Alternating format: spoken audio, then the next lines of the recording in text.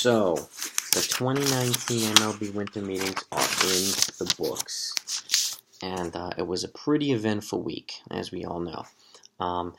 These meetings are interesting because I feel it's like every other year. Last year was pretty slow.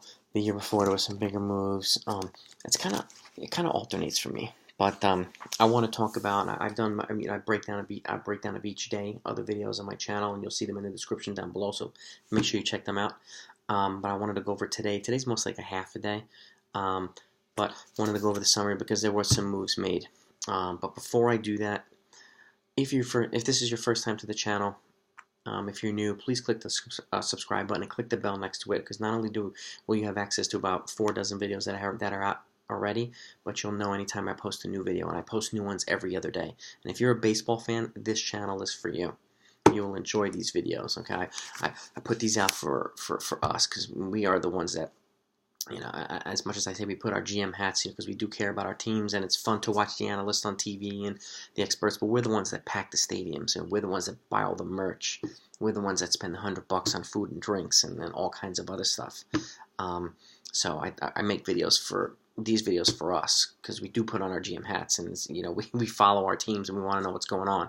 So I want to just share, and I have a little notebook and I go over each day and all the transactions. So I want to go over what happened. And if you happen to have a channel of your own, after you subscribe, put it in the comments down below that you subscribed, and then I'll make it a point to give you a shout out. And get some attention to you and your channel as well. It's my way of saying thank you for supporting my channel, so people know about you and your channel. So I appreciate your support. And for my regulars, you guys are the best. Thank you. I'm going to continue to put out good videos for you guys to enjoy, and I hope that you continue enjoying them. And for those new folks, please click the like button as well. The more likes I get, the more YouTube actually shares it and recommends it through the masses, and my goal is to get as many people watching the videos and enjoying them as possible. So if you have friends and family who are baseball fans, please share them with them. If you have comments, if you have feedback of your own, put them in the comments down below. If you have requests on certain videos, put them in the comments down below, and I'll be happy to accommodate. I'm actually batting 1,000 right now on accommodating requests. So, and I'm going to continue doing that and put out some fun videos. So, and I'll do them all year. So, and just as an FYI, before I start, about a week or two ago, I put my 2020 final MLB standings for every team in each division, both leagues, before the winter meetings and before the signings. After the winter meetings and after the big signings have taken place, and probably in January, I'm going to put out a follow-up video to see which teams have moved up and down in the standings. So, and I would definitely like your feedback on that as well. So, with that said, let's go over what happened today. And I have my little notepad here. Number one, the New York Mets signed starter Rick Porcello, former Boston Red Sox, 1-year deal for $10 million. As you may or may not know, they signed Michael Wacha yesterday, who was a former starter for the St. Louis Cardinals, for a 1-year deal, I think for $3 million, with incentives that can take it up to $7 million. I find this notable because Rick Porcello and Michael Wacha both have championship playoff pedigree.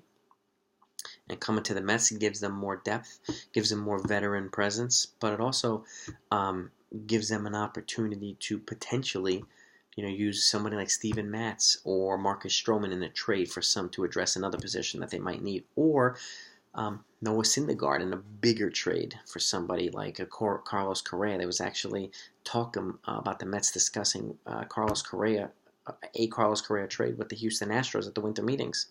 That one was a surprise, but it's possible, actually.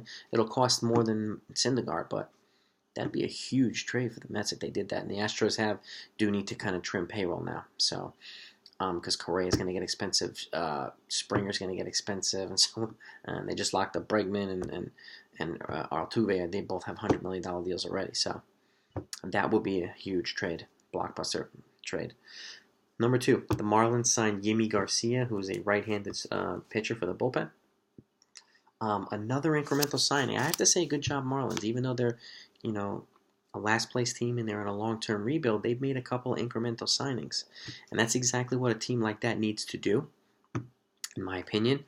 Make incremental signings, get depth in a lot of areas, some young guys and veterans to complement each other. They do have the number or a top 5 farm team in baseball, so they do have some young guys that are going to come up.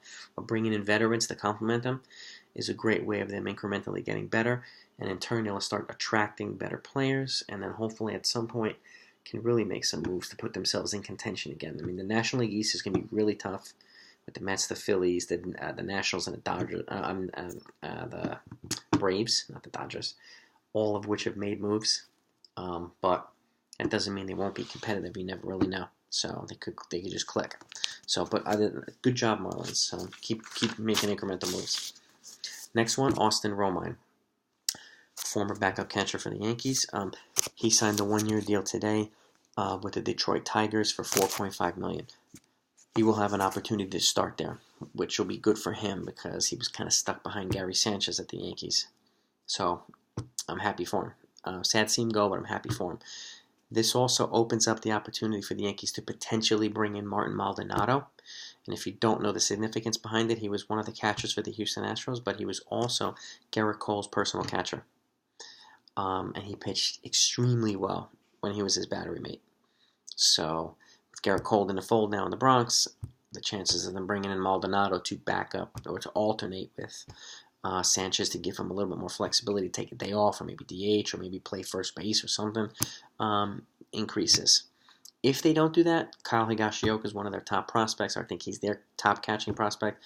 They'll likely call him up or bring in some other kind of veteran. But those are the two guys that I see as being options to alternate with Sanchez. So we'll see. The Yankees also made a move today. They re-signed Brett Gardner to a 1-year deal for $12.5 million with an option, a 2021 option for $10 million. So welcome back, Gardy. Happy to have you back. It's also good because he can platoon.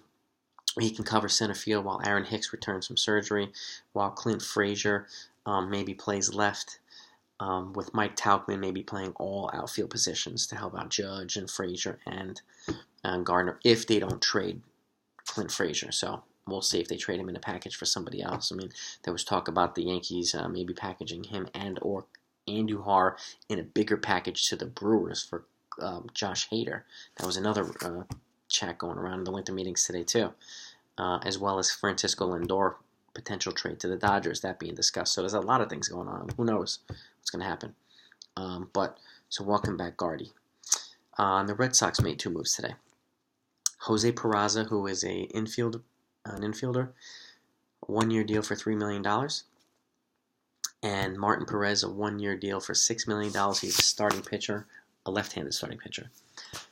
Not sexy moves, but the Red Sox, it looks like they're in a position to have to reduce payroll. And they're either going to do it by trading, it sounds like David Price or Mookie Betts. The more likely trade to me is David Price.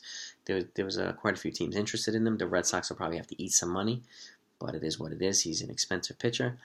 Mookie Betts, personally, I think the best time to trade him would have been last year, where he would have extracted a ton. They can still get a few guys for him because he has 1 year left and he is a top 5 player in baseball. But they may just keep him and try to contend. And then give him a qualifying offer and have him walk away next year. I would personally try to get a few guys for him. It's better than a prospect from a qualifying offer. But that's just my opinion. We'll see what happens. Now that they re-signed, now that JD did not opt out, the chances of them moving Betts or Price have increased because they do have to lower payroll, or they do want to lower payroll. So those moves aren't sexy, but the sexy moves happened earlier in the week with Anthony Rendon to 7 years, $245 million. Strasburg, same exact contract, 7 years, $245, and Garrett Cole, the monster, 9 years, $324. Which is insane, with an opt-out after 5 years. I mean, those are the big moves that have happened. A bunch of other things have happened too. Obviously, Zach Wheeler, 5 years, $118 million, and I think we're just getting started. There's a lot of other guys that have to sign, and I will do a video once most of them sign, just to give a breakdown of each team in terms of how well they did and where they're looking for 2020. The last thing I want to chat is who won, or last thing I want to ask, actually, is who won the 2019 winter meetings? Which team? Was it the Angels? No. Nationals? No. Yankees? No. My team for the 2019 winner of the Winter Meetings is the Scott Boras Corporation. The Boras Corporation. So far this offseason, he's secured $850 million in contracts on 4 players. Cole, Rendon, Strasburg, and I think Yasmani Grandal. He still has Keuchel, Rio, and I think maybe Castellanos, and Josh Donaldson. So there's a good chance that he's going to exceed the $1 billion mark for contracts with 10 guys or less, which is bonkers, bananas. I don't think that's ever happened before. So well done, Scott Boras Corporation.